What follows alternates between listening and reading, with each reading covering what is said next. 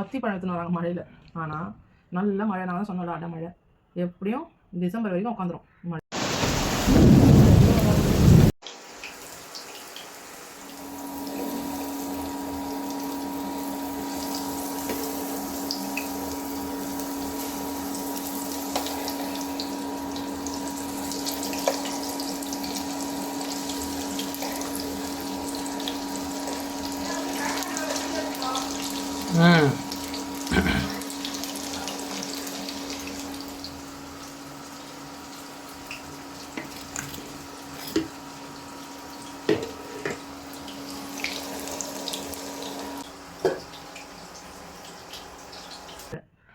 இன்னும் ஒரு வாரம் இதே மாதிரி அடமழை வந்துச்சுன்னா மீன் சூப்பராக மீன்லாம் ரசிக்கலாம்.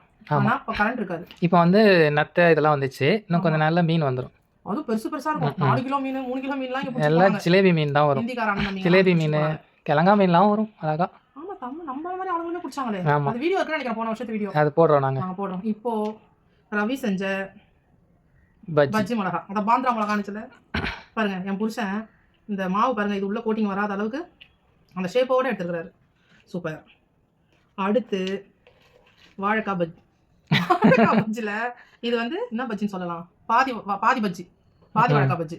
ஏன்னா இது ஃபுல்லாக மாவு இருக்குது, மாவு கோட்டிங் இருக்குது, பஜ்ஜி மாவு இதெல்லாம் இல்லை. ஆனால் இருந்தாலும் இது ஒரு டேஸ்ட்டாக இருக்கும், கிறிஸ்பாக. 4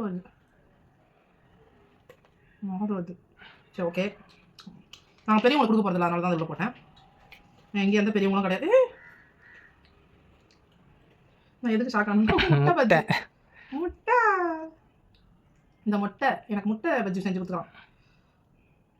முட்டை பஜ்ஜி, அதாவது மிளகா பஜ்ஜி, வாழைக்காய் பஜ்ஜி, முட்டை பஜ்ஜி. இந்த இதெல்லாம் பாருங்க, கோட்டிங் சூப்பராக இருக்குது. என்றைக்குமே குறை சொல்லக்கூடாதுங்க. நம்ம செய்கிறத விட ஆண்களோட கைப்பக்குவம் நல்லாயிருக்கும், டேஸ்ட்டு. ஓகே. அப்புறம் வந்து என் தம்பிங்க செய்கிறது, என் வீட்டுக்காரர் செய்கிறது, இந்த அனுபவம் இருக்குது, அதனால நல்லாயிருக்கும். ஓகே. சாப்பிட்றேன்.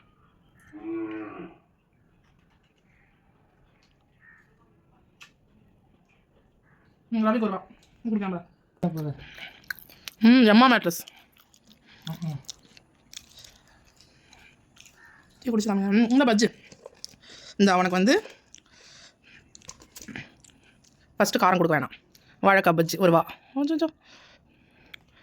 எனக்கு 1 ரூபா. அடுத்து மிளகா பஜ்ஜி, அடுத்து டீ 1 ரூபா. டீ குடிச்சாமியா. இந்த மழை இருங்க, இப்போ கொஞ்சம் மழை நின்று இருக்குது. நாங்கள் போடுறோம், இண்டக்ஷன் ஆஃப் போட்டு டீ போட்டு முடிக்கிறதுக்குள்ளே. ஓகே. இந்த பாதி பஜ்ஜி சொன்னால அதில் கொஞ்சம் மாவு கோட்டிங் வரல, ஆனால் அதான் நல்லாயிருக்கு. Tea okay.